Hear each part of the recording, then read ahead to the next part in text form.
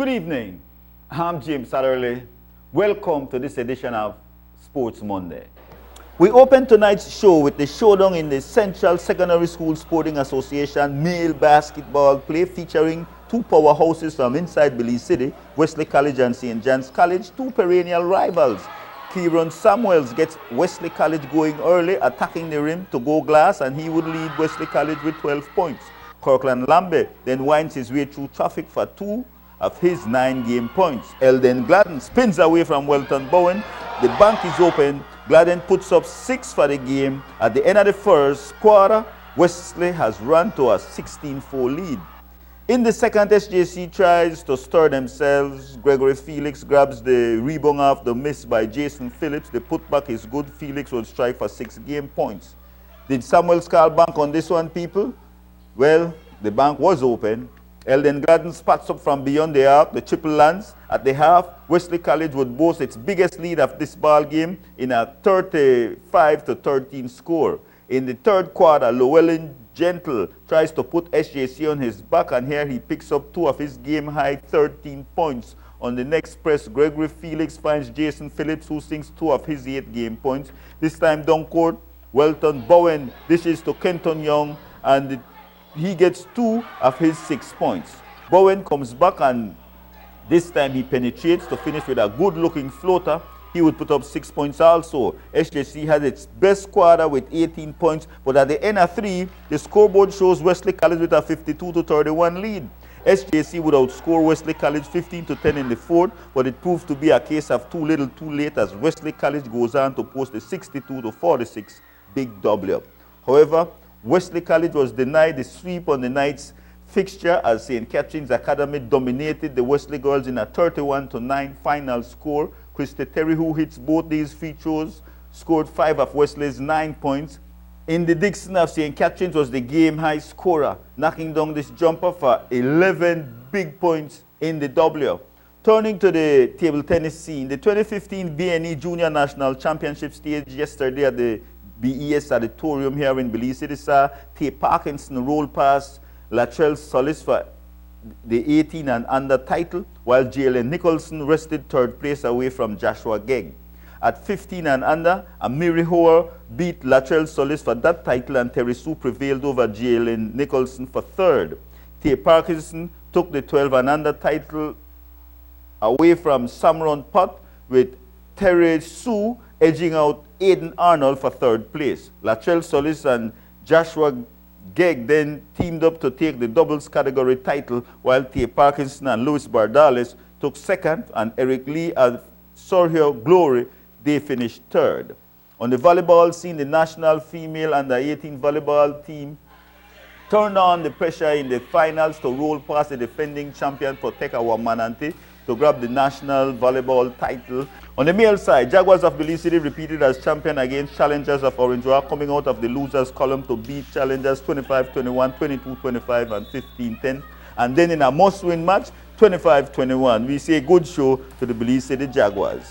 In football news, the female nine-a-side championship at Orange Rock was finally decided yesterday at Pine Ridge, inside Sugar City, of course, when Yo Creek Gladiators entered the arena against Guinea Grass Chelsea. We were late in first half action when Miriam Villamil works her way through the Guinea Grass defense to find Vanessa Mai, who turns to the left to force a grass-head burner that finds its way into the back of the net. Yo Creek leads 1-0.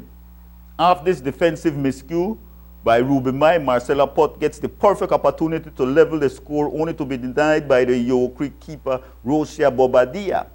Norelli Terry gets the chance to get Guinea Grass onto the scoreboard with this header, but again Bobadilla handles the business. We go to second half play, and it's Karen Garcia looking to ice the game for Yo Creek. She beats one to fire at goal. It brings a stretch from Shani Betancourt as the ball inches outside the sticks. Nevertheless, the 1-0 score holds up as Yo Creek Gladiators conquer the OW female nine-a-side title. Hey girls, you're big! In the battle for third place, Atlantic Bank got this goal from Eloisa Moreno to take a 1-0 lead over Pine Ridge. When Delme Cornejo centers into the box, Arveya Torres concedes the auto goal to make it a 2-0 lead for the bank. Pine Ridge only goal comes off this set piece triggered by Frenelli Barilla, which finds the head of Arveya Torres, who makes amends for the auto goal she conceded. The score remains 2-1 at the end of long whistle, and Atlantic Bank takes third place. Best goalkeeper in this league was taken by Shani Betancourt of Guineagrass.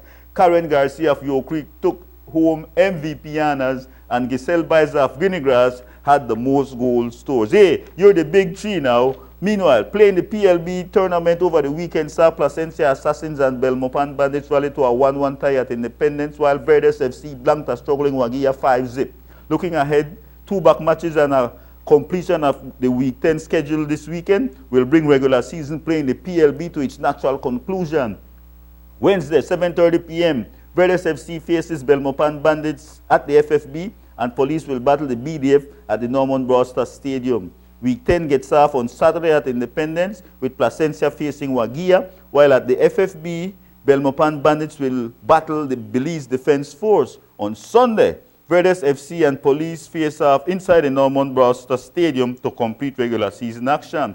In cycling news, we take you to the start of the Weekend Warriors 58-mile TV Ramos Classic that ran from Dangriga to the Placencia Junction and back to Dangriga. 6 miles into the Placencia Road, Mark Reed, Douglas Lam, and Preston Martinez have jumped to a 25-second lead. By the time the race reaches Maya Center Village, we find the main peloton still chasing the lead 3. On the way back, Valance Sims attempts a solo flight, but he simply cannot shake off the chase.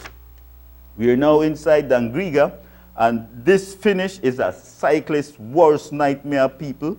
While accelerating, Warren Cowie wheel slips. He crashes to the asphalt. His Santino teammate Kareem Flowers crashes into him, and he takes a fall too. Robert Mariano of Digicel avoids the crash and rolls in for first place. Dean Belize of Belkai pulls up behind him for second. Dave Yarwood hangs on to third place. He rides for Lampas, while Kirk Sutherland rounds out the top 4. To the right of your screen, people, you see one cyclist riding over Kareem Flowers on the ground, and he joins the fallen Flowers in the same position. We understand Kareem Flowers suffered a shattered collarbone in 3 or 4 places, while Warren Cowie, he wound up with a broken shoulder. We received confirmation of these injuries from team owner Santi Castillo of Santinos. In the C class, Chris Berry of Truckers took Tapanas, Eustace Arnold of Lampas second, and Lawrence Craig of Truckers rounds out the top 3.